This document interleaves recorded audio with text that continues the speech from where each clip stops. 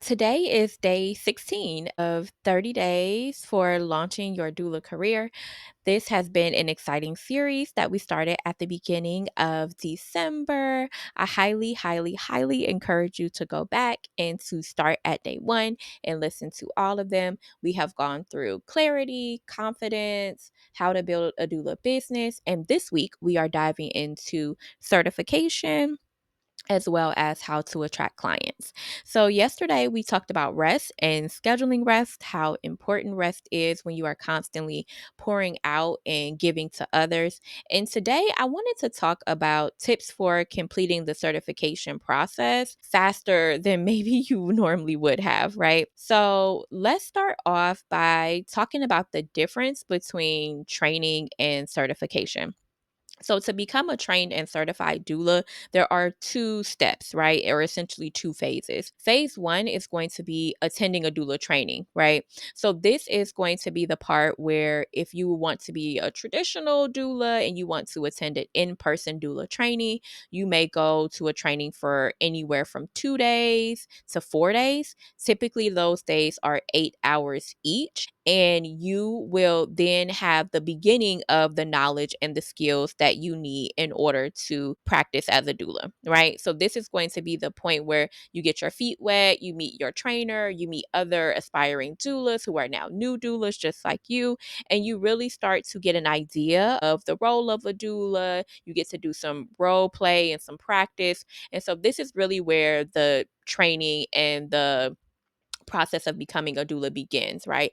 In your 2 to 4 day training. Then part two or phase two of this process is going to be gaining even more knowledge and skills and completing the certification process, right? So the certification process may include things like purchasing a certification packet, attending a CPR class or a human milk class, right? Attending a childbirth education class. You may have to read books, write summaries. You may have to create a local or global resource list of chiropractors and pediatricians and OBs and yoga and lactation consultants, right? And you will have to go through the process of attracting clients in order to get reviews from them about how you serve and show up and supported them as a doula, right? So, some of the benefits of completing the training and the certification process is that you could sometimes, depending on your clientele, be seen as more of a professional, right? So, somebody who has taken the time to go through training and to go through the certification process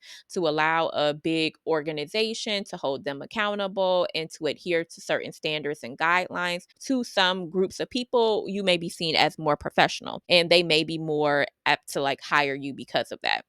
And then the other piece of that is that you may also open yourself up to be able to collaborate with big players in the industry, right? So when I say big players, I mean big corporations like insurance companies and third party companies that pay for doula services. They may be more willing to work with you if you have gone through a process to show that, hey, you're not new to this, you're true to this, you're absolutely serious about this, you have completed a certification process. And so they may allow you to collaborate with them and to receive reimbursement from them for supporting their clients and patients. Another thing too is this industry can be very lonely without there being a certification body or any sort of like standards of practice. And so for some people, having a big organization behind you, getting that extra community support and mentorship and help could be a benefit to them because then you have a collaboration partner, right? Your organization that you certified with and that you train through now becomes your collaboration partner and the person who you can go to if you need absolutely anything while you're active and certified with that organization. Okay, so some things to make sure that you can complete the certification process in a timely manner, right? Here are some of the things you want to think about. Making sure that you know the timeline for the training and the certification process and that you can commit to the timeline and the process. So, some organizations will have it where you'll have 2 years or 3 years or 4 years to complete all of the steps of certification. So, you want to make sure that you can be finished in that timeline that you you even know what that timeline is. And if life happens, because life will life, that you do know the process for getting additional time, what that requires, and what that process looks like. Tip two is to make a checklist of all of the items that you need to have completed in order to complete the certification process. So sometimes it can be easier to see things if you make a checklist, because again, it will be different things that you have to complete in different categories depending on the organization that you go with. And so this checklist will allow you to stay organized and to make sure that you don't forget any items or forget any steps. My third tip is to create a group. This will be your accountability group from the training that you went to, right? So at your in-person training, there were probably a few other new doulas who went with you. I would get their contact information and to reach out to them.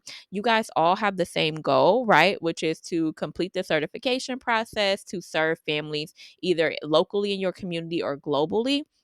And so setting up a time to really meet regularly to keep each other accountable and to support each other through the certification process can really help you move a lot faster. If you do get stuck, if you feel like you're losing motivation or inspiration, these people can be your cheerleaders, they can be your support, and they can also help you to brainstorm and problem solve how to get through some of those things that may become challenges or hurdles for you. All right, the next thing that I want to mention is that you should make sure that you're taking inventory of all of the certification pieces to see which ones you can complete quickly and which ones may take more time, right? So, for instance, something that may take like hardly no time at all is completing a CPR class, right? You may be able to quickly go to like the Red Cross website, identify a CPR class, and attend, right? I think when I went through the CPR class, I ended up looking locally, and there was a local fire department that actually hosted the CPR class, and I was able to take it within like a week or two of the training. So that may be something that you can complete really quickly. Whereas for me, I read extremely slowly. So I had to check to see if the books were on Audible. I had to see if they were on Libby, this free app that connects to the local library. And I had to listen to the books and then to go through the process of writing a summary. So that would take me a lot more time than just signing up for a CPR class and going. I really think that doing the items that don't take long will help you to get the momentum and the energy to complete the items that may be longer, right? And that may take more time. So make sure that you are organizing the checklist and the items in a way where you can feel motivated and inspired and to complete all of the things for the certification process. I know for me, when I get alone, right, without that accountability group, and when things start to get a little bit hard, especially when things are going on in life, it can be easy to walk away from something and put something down without coming back to it.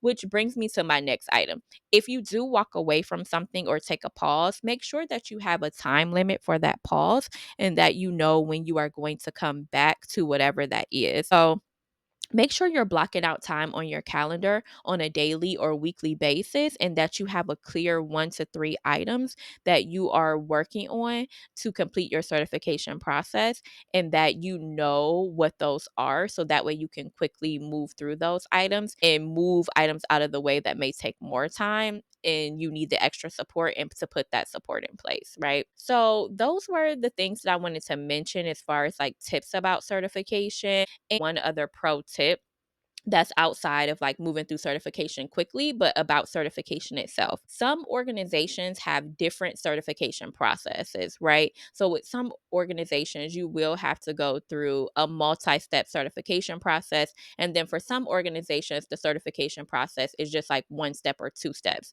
If you feel like you are a person that needs instant gratification, that needs to be able to move through this process quickly, it may be worth looking at organizations that don't have a super lengthy right process to complete the certification, so that way you can go ahead and move through that process and become certified right immediately, and then you can go back maybe and then take like a level 2 or a part 2 to the certification process, where it may take more steps when you have more time, when you're in a season of your life where you can really commit to whatever those additional pieces may be, right? So for instance, some organizations may just say, hey, we want you to attend the training. We want you to do CPR. We want you to take an online exam and you're certified. right?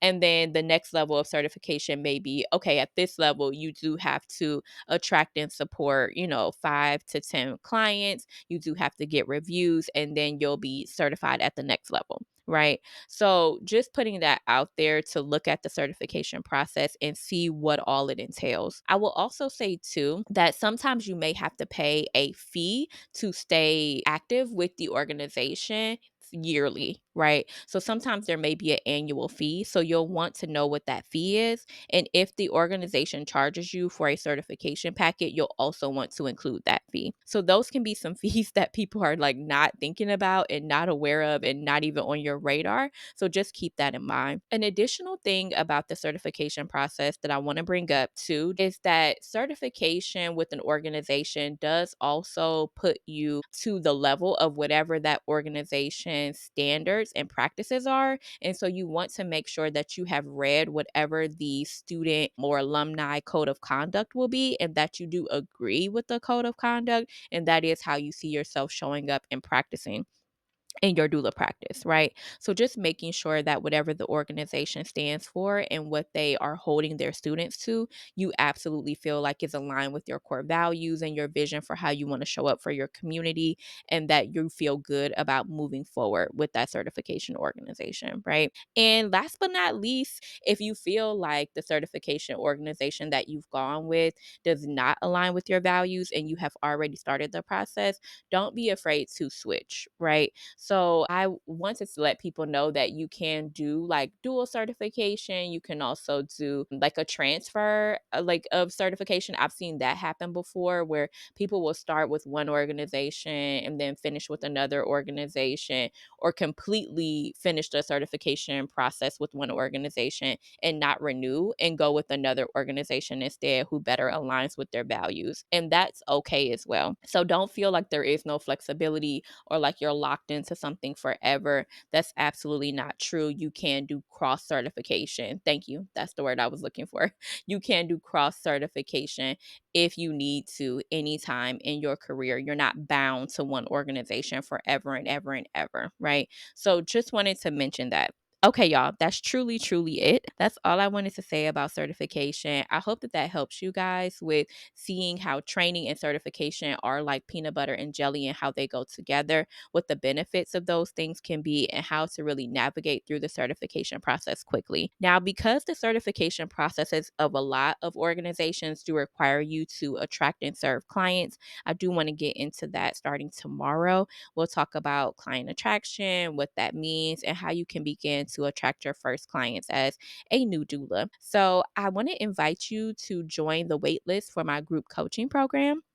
I would love to go through the information and the plan that you've gotten from this 30-day launch and to really help you to your doula practice in 2025. Check out the link in the description. I would love to help you to promote yourself to your passion and to your purpose as a doula, and to make sure that you are successful, that you are making the impact, that you do have the independence, and that you are making the income that you imagine making from this passion that you have to serve others. We definitely need you in this industry and want to make sure that you do have the longevity that you really deserve in this industry. All right, so check out the link in the description to see what the wait list of the group coaching program is all about. And then I will send you more information, and I will see you guys tomorrow. Thank you so much for joining me for day 16.